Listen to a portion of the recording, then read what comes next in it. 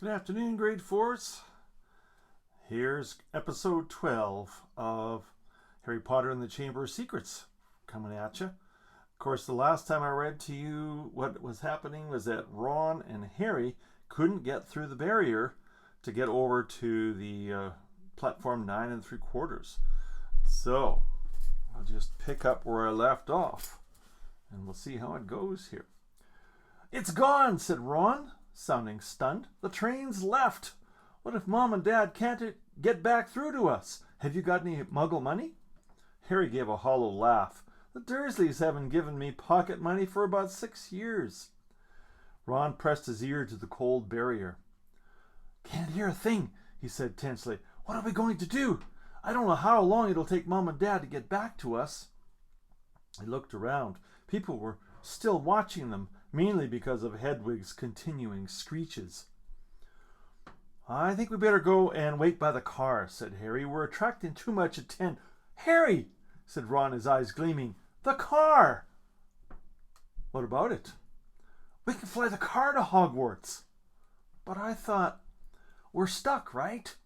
And we've got to get to school, haven't we? And even underage wizards are allowed to use magic if it's a real emergency. Section 19 or something of the restriction of thingy." Harry's feeling of panic turned suddenly to excitement. "Can you fly it?" "No problem," said Ron, wheeling his trolley around to face the exit. "Come on, let's go. If we hurry, we'll be able to follow the Hogwarts Express."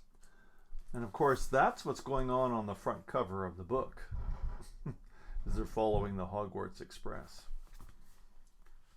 And he marched off through the crowd of curious muggles, out of the station and back into the side road where the old Ford Anglia was parked. Ron unlocked the cavernous boot with a series of taps from his wand. They heaved their trunks back in, put Hedwig on the back seat, and got into the front. "Check no one's watching," said Ron, starting the ignition with another tap of his wand. Harry stuck his head out of the window. Traffic was rumbling along the main road ahead, but their street was empty. "Okay," he said. Ron pressed a tiny silver button on the dashboard. The car around them vanished, and so did they. Harry could feel the seat vibrating beneath him, hear the engine, feel his hands on his knees and his glasses on his nose, but for all he could see, he had become a pair of eyeballs, floating a few feet above the ground in a dingy street full of parked cars. "Let's go," said Ron's voice from his right. The ground and the dirty buildings on either side fell away, dropping out of sight as the car rose. In seconds, the whole of London lay, smoky and glittering, before them. Then there was a popping noise, and the car, Harry and Ron, reappeared. "Uh-oh," said Ron, jabbing at the invisibility booster. "It's faulty." Both of them pummeled it. The car vanished, then it flickered back again. Because they're trying to fly invisibly, right? "Hold on," Ron yelled, and he slammed his foot on the accelerator. They shot straight into the low woolly clouds, and everything turned dull and foggy. "Now what?" said Harry, blinking at the solid mass of cloud pressing in on them from all sides. Now here's a cool picture of the invisible car as it's flying over top of London. It's very nice. You can kind of see the car is transparent, and you can look down and see the city streets below them. It's pretty nice. "We need to see the train to know what direction to go in," said Ron. "Dip back down again, quickly." They dropped back beneath the clouds and twisted around in their seats, squinting at the ground. "I can see it," Harry yelled. "Right ahead, there." The Hogwarts Express was streaking along below them like a scarlet snake. "Due north," said Ron, checking the compass on the dashboard. "Okay, we'll just have to check on it every half an hour or so. Hold on." And they shot up through the clouds.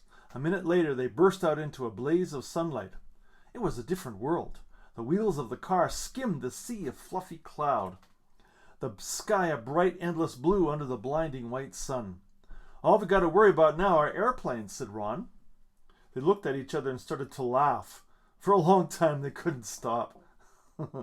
It was as though they had been plunged into a fabulous dream.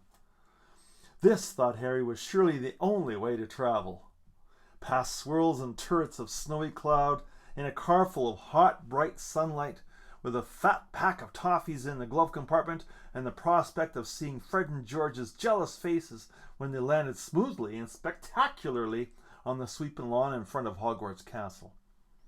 They made regular checks on the train as they flew further and further north, each dip beneath the clouds showing them a different view. London was soon far behind them, replaced by neat green fields which gave way in turn to wide, purplish moors, villages with tiny toy churches, and a great city alive with cars like multicolored ants. Several uneventful hours later, however, Harry had to admit that some of the fun was wearing off. The toffees had made them extremely thirsty and they had nothing to drink. He and Ron had pulled off their jumpers, but Harry's t-shirt was sticking to the back of his seat and his glasses kept sliding down to the end of his sweaty nose. He had stopped noticing the fantastic cloud shapes now and was thinking longingly of the train miles below, where you could buy ice-cold pumpkin juice from a trolley pushed by a plump witch. Why hadn't they been able to get into platform 9 3/4? Can't be much further, can it? Croaked Ron hours later still as the sun started to sink into their floor of cloud, staining it a dark pink. Ready for another check on the train? It was still right below them, winding its way past a snow-capped mountain. It was much darker beneath the canopy of clouds. Ron put his foot on the accelerator and drove them upwards again, but as he did so the engine began to whine. Harry and Ron exchanged nervous glances. "It's probably just tired," said Ron. "It's never been this far before." And they both pretended not to notice, the whining growing louder and louder as the sky became steadily darker. Stars were blossoming in the darkness. Harry pulled his jumper back on, trying to ignore the way the windscreen wipers were now waving feebly as though in protest. "Not far," said Ron, more to the car than to Harry. Not far now." And he patted the dashboard nervously. When they flew back beneath the clouds a little while later, they had to squint through the darkness for a landmark they knew. "There!" Harry shouted, making Ron and Hedwig jump. "Straight ahead!" Silhouetted on the dark horizon, high on the cliff over the lake, stood the many turrets and towers of Hogwarts Castle. But the car began to shudder and was losing speed. "Come on!" said Ron, cajolingly giving the steering wheel a little shake. "Nearly there, come on!" The engine groaned. Narrow jets of steam were issuing from under the bonnet. That's the hood. Harry found himself gripping the edges of his seat very hard as they flew towards the lake. The car gave a nasty wobble. Glancing out of his window, Harry saw the smooth black glassy surface of the water a mile below. Ron's knuckles were white on the steering wheel. The car wobbled again. "Come on," Ron muttered. They were over the lake. The castle was right ahead. Ron put his foot down. There was a loud clunk, a splutter, and the engine died completely. "Uh-oh," said Ron into the silence. The nose of the car dropped. They were falling, gathering speed, heading straight for the solid castle wall. "No!" Ron yelled, swinging the steering wheel around. They missed the dark stone wall by inches as the car turned in a great arc, soaring over the dark greenhouses, then the vegetable patch, and then out over the black lawns, losing height all the time. Ron let go of the steering wheel completely and pulled his wand out of his back pocket. "Stop! Stop!" he yelled, whacking the dashboard and the windscreen, but they were still plummeting to the ground, flying up towards him. "Mind the tree!" Harry bellowed, lunging for the steering wheel, but too late. Crunch! I'm going to stop right there.